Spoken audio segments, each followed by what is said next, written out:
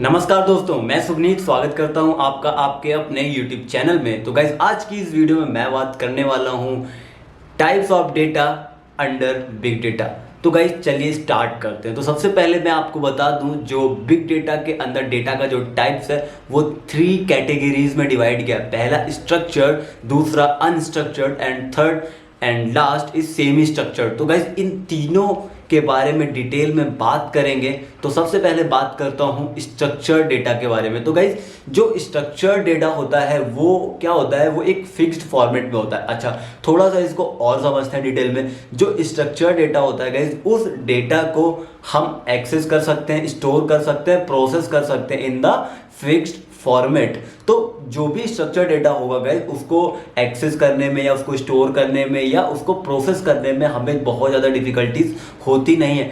सबसे बड़ी चीज़ जो होती है गाइस वो वही होती है किसी भी डेटा को प्रोसेस करना। जब हम किसी डेटा को प्रोसेस करते हैं, प्रोसेस करने के बाद ही हम उससे इंफॉर्मेशन निकाल पाते हैं।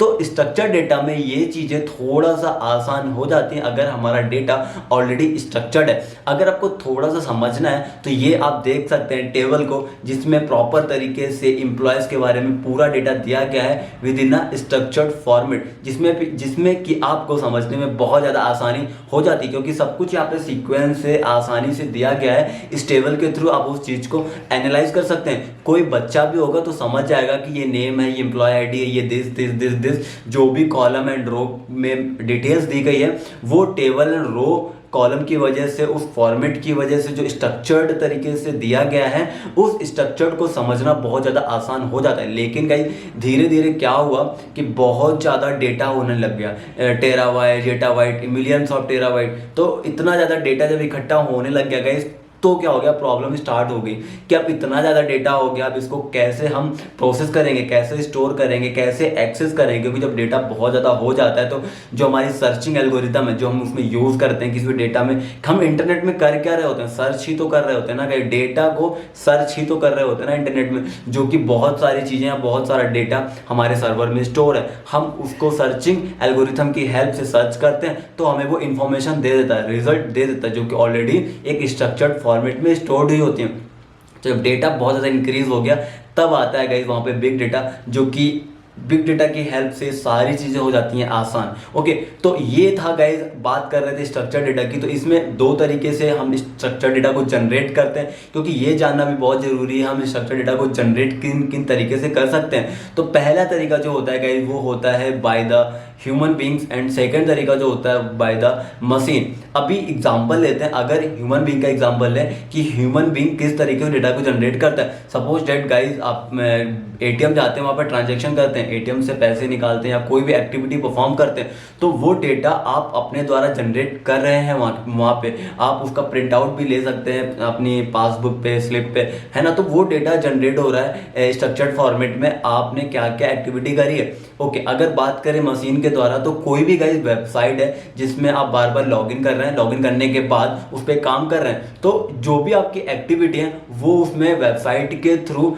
वो रिकॉर्ड कर रहा है। अगर आप फेसबुक का एग्जांपल लें तो आप फेसबुक में सुबह से लेकर शाम तक क्या करते हैं, फेसबुक सब कुछ रिकॉर्ड करता है आपका, कि आपने किसकी फोटो लाइक करी, किसकी वीडियो लाइक करी, किसको अपनी फोटो शेयर करी, कौन सा कंटेंट आपने शेयर करा, क्या क्या चीज़ें आपने करी, उसमें कौन कौन सा पोस्ट आपने डाला है। तो वो सारी चीज़ें वो एनालाइज कर रहा होता है। अब इसके फायदे क्या होते हैं, जब आप इस तरीके की चीज़ें कर रहे होते हैं किसी भी साइट पे, तो वेबसाइट आपका डेटा जनरेट कर रही होती है वहाँ पे। ओके, लाइव डेटा जनरेट कर रही हो, जैसा कि मैंने पिछली वीडियो में बताया था आपको कि रियल डेटा और स्टोरी डेटा में क्या डिफरेंस होता है। तो आज आपका वो रियल डेटा जनरेट हो रहा होता है, जिसके बेसिस पे कंपनी आपको टारगेट करती है कि आपको कौन सी चीज़ें पसंद हैं, आप क्या खरीदना चाहते हैं, आप क्या सुनना चाहते हैं, आप क्या करना चाहते हैं, कौन सी चीज़ें करने से आपको ज़्यादा अच्छा लगता है, कौन सी चीज़ें करने से आपको बुरा लगता है। तो उसी तरीके का एडवर्टाइजमेंट आपको देखने को मिलते हैं गाइस। तो डेटा का इस तरीके से यूज़ होता है गाइस। अब ये तो प्रोसेस के बाद की बात हो गई कि डेटा को वो किस तरीके से यूज़ कर रहे हैं, किस तरीके से आपके साथ एडवर्टाइजमेंट आपको दिखा रहे हैं वो। तो ये तो structured data, unstructured data semi structured data के साथ होता ही होता है। अभी तो ये मैंने समझाया स्ट्रक्चर डेटा के बारे में कि लास्ट में उनको वही करना है, डेटा को प्रोसेस करके आप तक उनको मार्केटिंग करनी है, ठीक है। लेकिन अभी हमने समझ लिया स्ट्रक्चर डेटा को, अब समझते हैं अनस्ट्रक्चर्ड डेटा को। तो जो गाइस अनस्ट्रक्चर्ड डेटा होता है वो थोड़ा सा डिफिकल्ट होता है, प्रोसेस करते टाइम हमें बहुत ज़्यादा डिफिकल्टीज आती हैं अनस्ट्रक्चर्ड डेटा को समझने में, क्योंकि गाइस ऑलरेडी वो स्ट्रक्चर फॉर्मेट में है ही नहीं, वो किसी भी फॉर्मेट में होता नहीं है। पहले हमें उसको स्ट्रक्चर्ड फॉर्मेट में बनाना होता है, तब जाके हम उसमें प्री प्रोसेस या प्रोसेसिंग कर सकते हैं। डेटा की सबसे पहले प्री प्रोसेस करते हैं, उसको सही करते हैं, स्ट्रक्चर फॉर्मेट में बनाते हैं। तो एक चीज़ समझते हैं अनस्ट्रक्चर्ड डेटा के बारे में। पहली चीज़ तो वो साइज में बहुत ज़्यादा होता है गाइस, तो हमें बहुत ज़्यादा डिफिकल्टीज होती हैं उसको समझने में। अगर कहीं वो साइज में ज़्यादा नहीं होता है तो वो उस फॉर्मेट में होता है, इस तरीके के फॉर्मेट में होता है कि हमें वो समझ में ही नहीं आ रहा होता है। इसके लिए आप अगर एग्जांपल लो, एग्जांपल से शायद आपके डाउट क्लियर हो जाएंगे। अगर अनस्ट्रक्चर्ड डेटा का अगर मैं गाइस एग्जांपल लूँ, तो जैसे कि मैं बात करूँ, कोई भी कंपनी का डेटा है वो जनरेट हो रहा है, तो उसमें पता नहीं उनको किस फॉर्मेट में जनरेट हो रहा है या क्या बंदा कौन कौन सी एक्टिविटी परफॉर्म कर रहा है। तो वो किसी भी कंपनी का डेटा वो अनस्ट्रक्चर्ड फॉर्म में ही जनरेट होता है गाइस, कि बंदे ने वीडियो पसंद करी, लाइक करी, शेयर करी, या फोटोज में क्या क्या करा, बहुत सारी चीज़ें। तो वो अनस्ट्रक्चर्ड फॉर्मेट में होता है, जिसको वो एनालाइज करते हैं बाद में। अगर एक और एग्जांपल लें, गूगल सर्च में अगर आप सर्च करें कोई नाम, जैसे देखिए मैंने ये नाम सर्च करा, इसमें बहुत सारा देखिए आउटपुट आया तुरंत। तो ये जो आउटपुट आया है ये अनस्ट्रक्चर्ड फॉर्मेट में है। इसको स्ट्रक्चर फॉर्मेट में भी कह सकते हैं, बट ये प्योरली स्ट्रक्चर फॉर्मेट में नहीं है, क्योंकि जो मैंने सर्च करा वो नहीं आया। तो इसमें बहुत सारी चीज़ें भी और दिखा रहा होता है, तो हम इसको कह सकते हैं ये अनस्ट्रक्चर्ड फॉर्मेट में है। बहुत सारी वेबसाइट्स यहाँ पे खुल के आ गई जो कि हमें नहीं भी चाहिए थी, ठीक है। तो आप एक एग्जांपल ये भी ले सकते हैं, ऐसे बहुत सारे आप एग्जांपल ले सकते हैं गाइस। चाहे एक एग्जांपल ले लें आप सीसीटीवी का। सीसीटीवी कहीं पे भी लगा होता है, किसी फ्लोर पे या किसी भी जगह पे, या कि एयरपोर्ट पे भी लगा होता है, कहीं पे भी लगा होता है। अगर गाइस आप ध्यान से देखिए एयरपोर्ट के सीसीटीवी को, तो वहां से कितने लोग निकल रहे होते हैं, क्या क्या लेके निकल रहे होते हैं, बहुत सारी चीजें कर रहे होते हैं, बहुत सारी एक्टिविटी हो रही होती है वहाँ पे, तो वो सारा डेटा भी रिकॉर्ड हो रहा होता है गाइस। तो एक सीसीटीवी मेरे हिसाब से परफेक्ट एग्जाम्पल है अनस्ट्रक्चर्ड डेटा के लिए, क्योंकि हमें पता नहीं उस कैमरे में क्या क्या रिकॉर्ड हो रहा है, उस वीडियो में क्या क्या रिकॉर्ड हो रहा है। तो जो वो डेटा है उसको समझने के लिए, एनालाइज करने के लिए हमें बहुत ज़्यादा टाइम लगता है, बहुत ज़्यादा डिफिकल्टीज होती हैं। तो इस तरीके के डेटा को हम कहते हैं अनस्ट्रक्चर्ड डेटा गाइस। अब अगर बात करें गाइस सेमी स्ट्रक्चर्ड डेटा की, तो सेमी स्ट्रक्चर्ड डेटा जो होता है गाइस वो दोनों डेटा को मिलके बनता है।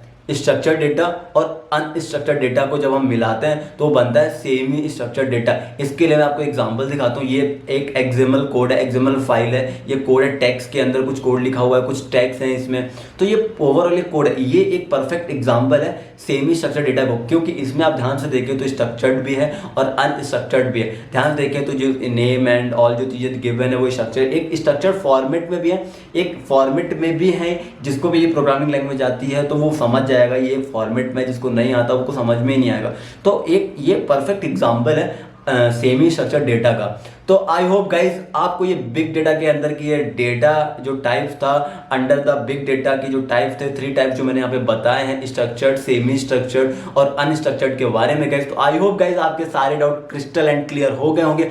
अगर गाइज आपको ये वीडियो कमाल की लगी हो, अगर आपको सारी चीजें समझ में आ गई हो, तो वीडियो को लाइक जरूर करें। और अभी तक अगर आपने चैनल को सब्सक्राइब नहीं किया तो चैनल को जरूर सब्सक्राइब करें, जिससे कि आपको अपडेटेड वीडियो मिलती रहे। दूसरी चीज गाइज, इस प्लेलिस्ट को अपने कॉलेज ग्रुप में भी शेयर करो, क्योंकि यहाँ से आप डेफिनेशन उठा के अपने एग्जाम में भी लिख सकते हैं, तो आपका एक भी नंबर कटने वाला नहीं है गाइस। तो आई होप ये सीरीज जो पूरी बिग डेटा की आपको बहुत ज्यादा हेल्पफुल होने वाली है। तो गाइस मिलते हैं नेक्स्ट वीडियो में, नेक्स्ट पार्ट में।